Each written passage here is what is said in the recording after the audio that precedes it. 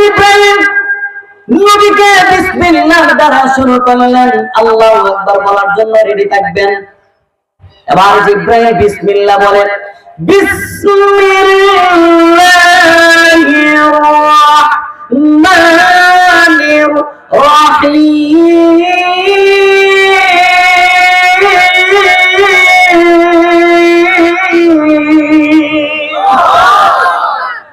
ইকরা বিসমি রাব্বিকাল্লাযী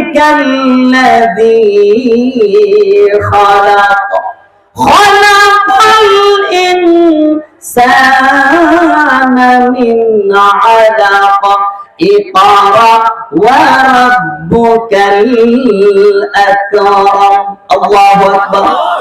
আর জোরে বলেন আল্লাহু আকবার। বিশ্ব নবীর সামনে সর্বপ্রথম কোরআন নিয়ে জিবরাইল চলে আসলো রে। নবীর সিনার সঙ্গে জিবরাইলের সিনা যখন আলিঙ্গন হয়ে গেল, অটোমেটিক আমার রব্বে কাবার পক্ষ থেকে মহাগ্রন্থ আল কোরআনের সূরা এই ইকরা বিসমি রাব্বিকাল্লাযী খালাক সূরাতুল আলার প্রথম কয়েক অংশ আমার আল্লাহর হুকুমে মহাগ্রন্থ আল কোরআন প্রিয় নবীজির সিনার মধ্যে প্রবেশ করে ফেলল। যখন এই কয়েকটা আয়াত দিয়ে চলে গেল, বিশ্ব নবী জ্বরে ভয়ে কাঁপতেছে, দৌড়ায় চলে গেল ঘরের মধ্যে। খাদিজাকে ডাক দেয়া বলে, খাদিজা কই গো তুমি কই? জাম্মিলুনি জাম্মিলুনি, আমাকে চাদর দ্বারা আবৃত করে দাও, আমি বড় ভয় পেয়েছি গো খাদিজা। আজকের মতো ভয় আমার জিন্দেগিতে আমি ভয় পাই নাই। খাদিজাকে জিবরাইলের কথা বলল, কোরআন নাযিল হওয়ার কথা বলল। খাদিজা সঙ্গে সঙ্গে প্রিয় নবীজিকে নিয়ে চলে গেলেন তার চাচাতো ভাই নওফেলের কাছে। ডাক দেয়া যখন নওফেলকে বলল, এ নওফেল, আমার স্বামী পেয়ারা হাবিবের সঙ্গে এমন ঘটনা ঘটলো।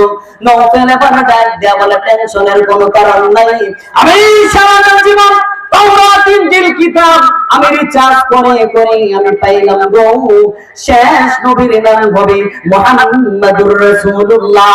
আমি তাওরাত ইনজিল কিতাব রিচার্জ করে করে আমি দেখলাম তোমার স্বামীর সঙ্গে মিশ্রিত হয়ে যায়, তোমার স্বামী মুহাম্মাদুর নাকের সঙ্গে মিশ্রিত হয়ে যায়, ঠোঁট মুবারকের সঙ্গে মিশ্রিত হয়ে যায়, ম্যাচিং হয়ে যায়, চুলের সঙ্গে ম্যাচিং হয়ে যায়।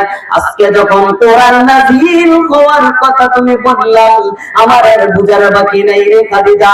খুশির সংবাদ মুহাম্মদ শোনো, আজকে যখন কোরআন নাযিল হয়েছে, তুমি সাধারণ কোনো মানুষ নাই, তুমি বড় আখিরি জামানার পয়গম্বর। সুবহানাল্লাহ। টেনশনের কোনো কারণ নাই গো নবী, আপনি হলেন আখিরি জামানার পয়গম্বর নবী মুহাম্মদুর রাসূলুল্লাহ সাল্লাল্লাহু আলাইহি ওয়াসাল্লাম। এই কথা যখন বললেন, আম্মা জান খাদিজাতুল কুবরা খুশি, প্রিয় নবীজি খুশি। এবার নবীজি যখন খুশি, খাদিজাও খুশি। নওফেল ওই মুহূর্তে আরেকটা কথা বললেন, ডাক দিয়া বলেন, এ মুহাম্মদ, যেমনি ভাবে তুমি খুশি হয়েছো, শেষ পয়গম্বর তুমি, কিন্তু এই মক্কা নগরীতে আজ পর্যন্ত 40 বছর পর্যন্ত তোমার কোনো দুশমন ছিল না, তোমার কোনো শত্রু ছিল না।